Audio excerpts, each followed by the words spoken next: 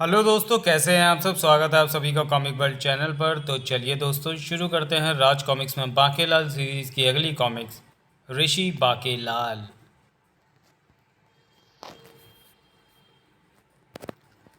हास्य सलाहकार संजय गुप्ता, विवेक मोहन चित्रांकन, बेदी सहयोग मोनिका गौरव, अमित श्रीकांत, संपादन मनीष गुप्ता, लेखक तरुण कुमार भाई, परिकल्पना अनुपम सिन्हा। विशालगढ़ को ऋषियों की नगरी कहें तो ये गलत ना होगा, क्योंकि अगर विनती की जाए तो पूरे विशालगढ़ में उतने साधारण नागरिक नहीं होंगे जितने कि ऋषि।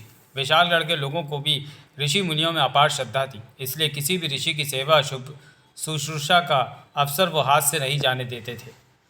बोलो ऋषि मोटाचार्य की जय। ये लोग इन्हें हाथों पर क्यों चला रहे हैं।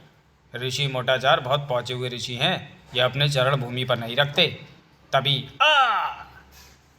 मूर्ख अज्ञानी, हमारी राह में अपनी हथेली बिछाने से पूर्व तूने मुद्रिका उंगली से बाहर क्यों नहीं निकाली। हमें तेरी मुद्रिका चुभ गई है। क्षमा ऋषि मोटाचार्य, भूल हो गई। हम क्षमा नहीं करते, शाप देते हैं। आज के बाद तेरे हाथों की उंगलियां आपस में जुड़ जाएंगी और तू कभी भी मुद्रिका धारण नहीं कर पाएगा। ओ नहीं, मेरी उंगलियां जुड़ गईं। ये ऋषि मोटाचार्य अब क्या कर रहे हैं। ऋषि मोटाचार्य ना भूमि पर बैठते हैं ना आसन पर, इसलिए भक्त उन्हें अपनी पीठ पर बैठाकर पुण्य प्राप्त करते हैं। अब ये लोग क्या कर रहे हैं। चरणामृत प्राप्त करने के लिए स्त्रियां ऋषि के चरणों को धो रही हैं। लो भाई, तुम भी चरणामृत लो।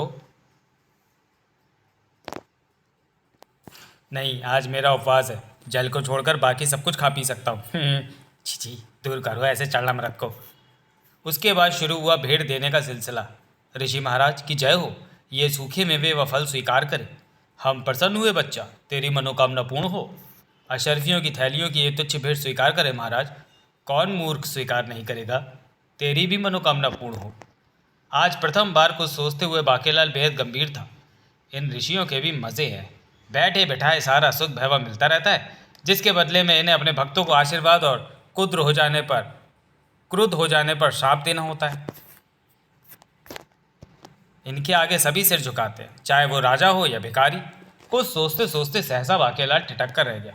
बाकेलाल बेटा, तू राजा बनना चाहता है, जो कि तू अपनी लाख कोशिशों के बाद भी अभी तक नहीं बन पाया। अबे तू ऋषि क्यों नहीं बनता।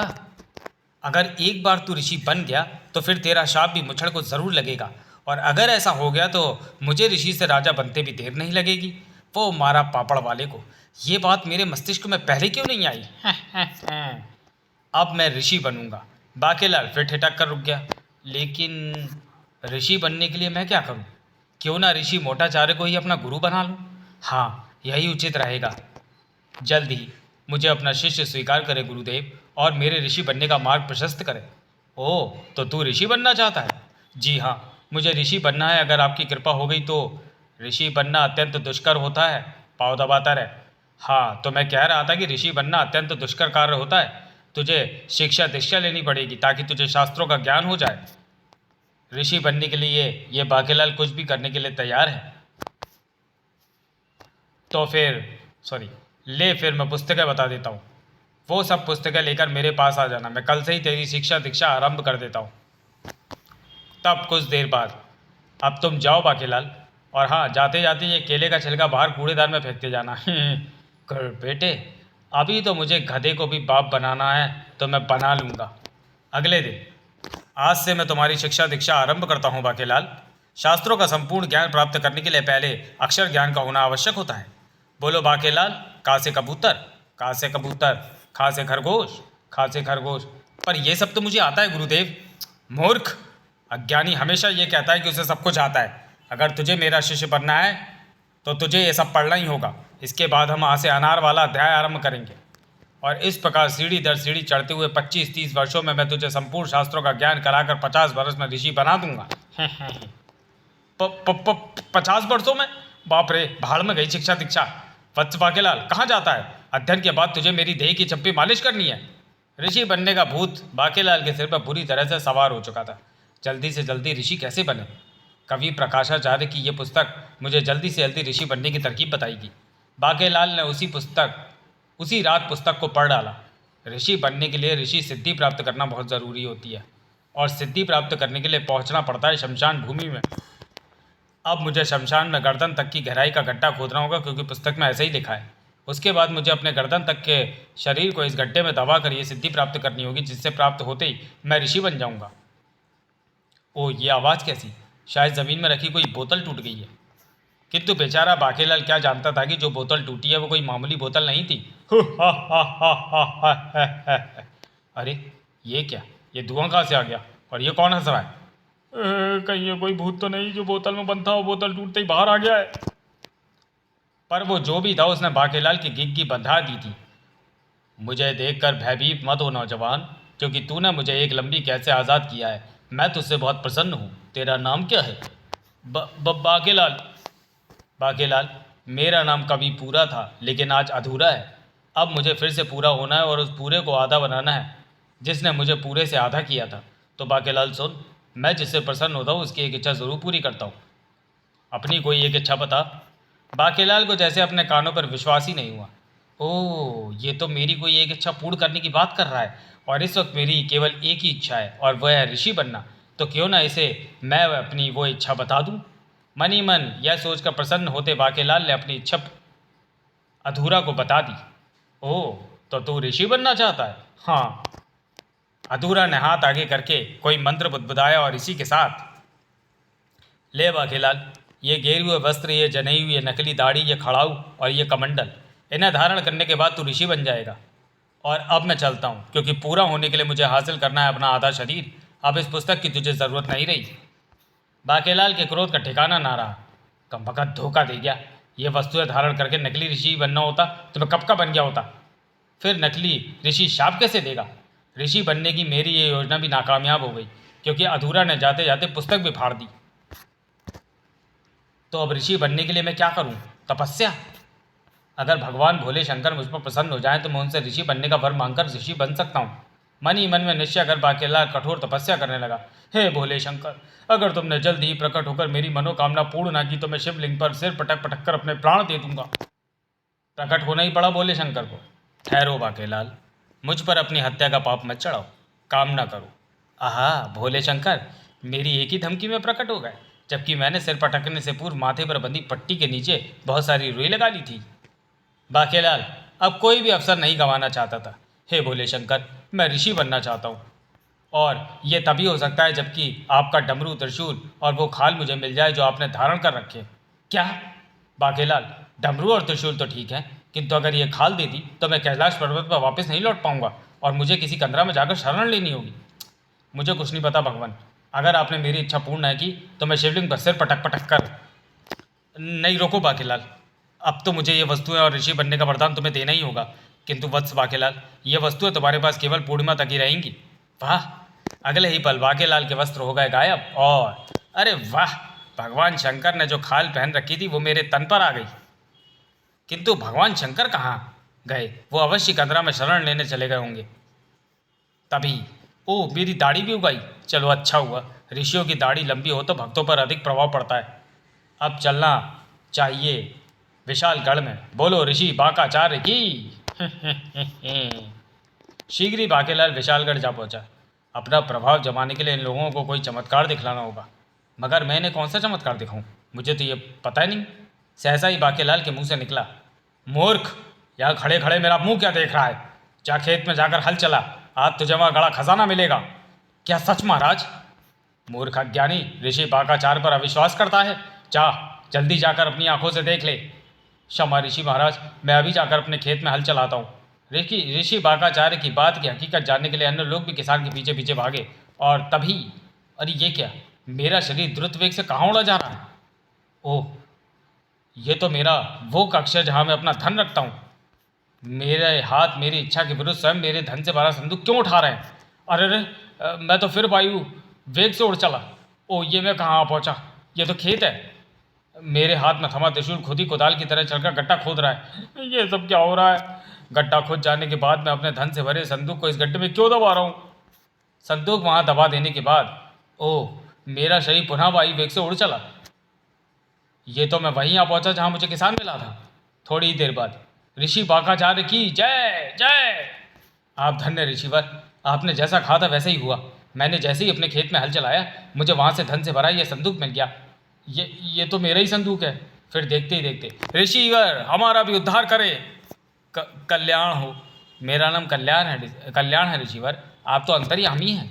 मैं एक लकड़हारा हूँ, लेकिन मेरी कुल्हाड़ी काले कुएं में गिर गई है जिसमें सांप रहते हैं। कृपया करके कुछ ऐसा करें कि मुझे मेरी कुल्हाड़ी और आज की दिहाड़ी की लकड़ियाँ भी मिल जाए। तथास्तु। और ऋषि बाकी के ऐसा कहते ही अरे मैं तो फिर उठ चला। अरे ऋषिवर बाकाचार कहाँ गायब हो गए? लो अवश्य मेरी कुल्हाड़ी लेने गए हैं। वायु वेग से उड़ता हुआ बाकीलाल जा पहुंचा। अरे बाप रे, ये तो वही कुआ है। वो रही उस लकड़हारी कुल्हाड़ी की, कल्याण की कुल्हाड़ी। मेरा हाथ बड़ी तीव्र गति से कुल्हाड़ी को उठा रहा है। काले कुएं से निकलकर अब मैं इस वृक्ष की लकड़ियां काट रहा हूं, क्योंकि मैंने कल्याण को लकड़ियां देने का भी आशीर्वाद दिया है। ठा ठा अति शीघ्र ही। बस कल्याण, ये रही तुम्हारी कुल्हाड़ी और आज की दिहाड़ी की लकड़ियां, जिन्हें काटते काटते मेरे हाथों में छाले पड़ गए। ये तो कमाल हो गया। बोलो ऋषि बाकाचार्य की। मेरी भी इच्छा पूर्ण करे ऋषि बाकाचार्य। मेरा एक बैल मर गया है, जबकि पूरा खेत अभी जुतना बाकी है। तुम्हारी मनोकामना अवश्य पूर्ण होगी वत्स। और ऐसा कहते ही मुझे पता था कि अब मैं ही जाकर बैल की जगह पर जुतूंगा। ये सब मेरे साथ क्या हो रहा है? क्या सभी ऋषियों को भक्तों की मनोकामनाएं ऐसे ही पूर्ण करनी पड़ती हैं? देखते ही देखते ऋषि बाकाचार्य का प्रचार एक कान से दूसरे कान होता हुआ पूरे विशाल गढ़ में फैल गया। ऋषि बाकाचार्य साक्षात शिव का रूप हैं। वही डमरू, वही त्रिशूल, वही पोशाक। मुझे तो लगता है ये स्वयं भोले भगवान ही हैं। पलक झपकते ही इच्छा पूर्ण कर देते हैं। शीघ्र ही ऋषि बाकाचार्य का प्रचार पूरे महल में होता महाराज विक्रम सिंह के कानों में भी जा पहुंचा। फिर तो ऋषि बाकाचार्य के दर्शन करने हम भी चलेंगे सेनापति। किंतु ये बाकेलाल अचानक बिना कुछ बताए कहाँ चला गया? वो होता तो वो भी साथ चलता। ऐसे महापुरुषों के दर्शन मेरे और आप जैसे भाग्यशाली लोगों के ही होते हैं महाराज। और अरे ये क्या, सभी चलेंगे तो पीछे महल में कौन रहेगा? पूरा विशालगढ़ ऋषि बाकाचार्य के दर्शन के लिए पहुंचा हुआ है। ऐसे में महाराज महल में घुसने का समय किसके पास है? आप महल की चिंता छोड़ दें महाराज। इस प्रकार वह विशाल काफिला ऋषि बाकाचार्य के दर्शन करने चल पड़ा। पीछे महल में रह गए परिंदे, और परिंदों से भला अधूरा को क्या भय होना था? मुझे सिपाहियों के हाथों में थमे शस्त्रों का ही भय था, क्योंकि अधूरे रूप में अगर उनका साया भी मुझ पर पड़ जाता और ऋषि टपकाचार्य के शाप के कारण मैं इस बार भस्म हो जाता। पर भला हो ऋषि बाकाचार्य का, जिसने मेरा अंदर आना आसान कर दिया। अब मैं आसानी से इस तल घर में पहुंच सकता हूं, जहां राजा विक्रम सिंह ने ऋषि टपकाचार्य की सहायता से मुझे आधा आधा करके मेरा आधा शरीर शमशान में और आधा शरीर यहाँ इस संदूक में रखा, तड़ाक बोतल में कैद कर दिया था। अब इस बोतल को तोड़ते ही इसमें बंद मेरा दूसरा आधा शरीर भी स्वतंत्र हो जाएगा, खनाक, और मैं हो जाऊंगा पूरा। पूरा होते ही मुझे मेरा खड़क भी वापस मिल जाएगा, जिसका बार कभी खाली नहीं जाता। अब मैं चलता हूँ राजा विक्रम सिंह को पूरे से आधा करने। इधर राजा की जय जयकार के नारे सुनकर बाकेलाल चौंक पड़ा। ओह, लगता है मनूस मेरे दर्शन करने आ रहा है। आखिर वो पल आ ही गया। अब मैं इसकी किसी भी बात पर क्रुद्ध होकर इसे मृत्यु के सुपुर्द कर दूंगा। राजा विक्रम सिंह जैसे ही ऋषि बाकाचार्य के सम्मुख पहुंचे तो उनकी हंसी छूट गई। ओह, मोटा मुच्छड़ मनूस मुझे देखकर हंस रहा है। दुष्ट राजा, मुझे देखकर तू हंस क्यों रहा है? क्षमा करें ऋषिवर, आपकी चुटिया देखकर मुझे बाकेलाल की याद हो आई थी। बिल्कुल ऐसी चोटी उसकी भी है। बाकी को त्रिशूल उठाता देखकर हर कोई भयभीत तो उठा। ध्रुव, महाराज ने ऐसा कहकर ऋषि बाकाचार्य का अपमान किया है। ध्रुव, ऋषि बाकाचार्य को क्रोध आ गया और वह त्रिशूल उठाकर तांडव करने लगे। ये क्या हो रहा है? मैंने जैसे ही मोटे को शाप देने की सोची में तांडव करने लग पा। तांडव की तरंग में मुझे सूझ ही नहीं रहा कि मैं मुच्छड़ को क्या शाप दूं। ऋषिवर, मेरे स्वामी से कोई भूल हो गई हो तो क्षमा करें। ये भी क्या करे, इनका तो शरीर भी मोटा है और दिमाग भी। और तभी हा हा हा, अब इसे क्षमा नहीं मृत्यु मिलेगी। राजा विक्रम सिंह, मुझे पहचाना? मैं हूँ पूरा, जिसे तूने अधूरा कर दिया था, क्योंकि मैं एक तंत्र की साधना के लिए लोगों के आधे शरीर पर लपेट शरीर काट कर ले जाता था। इसका आधा शरीर तलघर में से स्वतंत्र कैसे हो गया? अब मेरा यह खड़क तुझे बीच में से काट कर अधूरा कर देगा। ऐसा कहने की देरी थी कि बाकेलाल का शरीर उछलकर राजा की ओर बढ़ते खड़क के सामने आ गया। और अरे बाप रे, ये क्या? ये तो मैं खड़क के रास्ते में नहीं, मैं ही आ गया। तो क्या ये खड़क मुझे ही खत्म कर देगा? नहीं, बचाओ ऋषिवर, मेरे सुहाग के प्राण बचाइए। अवश्य पुत्री। खड़क पूरी शक्ति के साथ आकर ऋषि बाकेलाल से टकराया। तड़ाक! लेकिन ओह, मुझ पर खड़क का कोई असर नहीं हुआ, क्योंकि खड़क भगवान शंकर की शक्तिशाली खाल से टकराया है। यह देखकर पूरा भी भौचक्का रह गया। मेरे फेंके खटक का वार बेकार नहीं गया, पर उससे राजा के आगे आ गया। ऋषि कटा क्यों नहीं? जबकि खटक को ऋषि को काटते हुए मारा तो पहुंचकर उसे भी काट डालना था।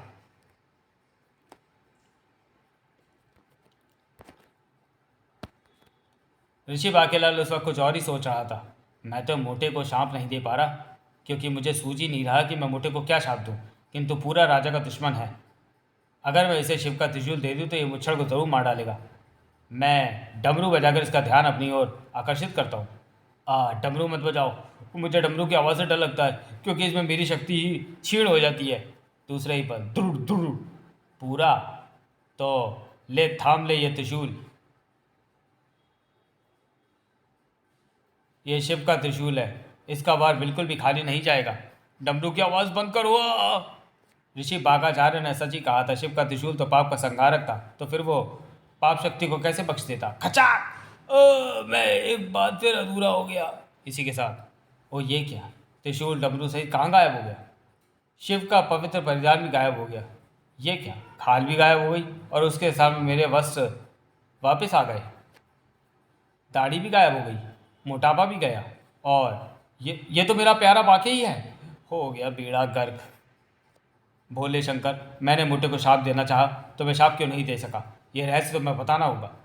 महान ऋषियों को शाप देना कभी शोभा नहीं देता। अगर हमारे मुंह से शाप निकल जाता तो मृत्यु के पश्चात तुम सीधे नरक में जाते।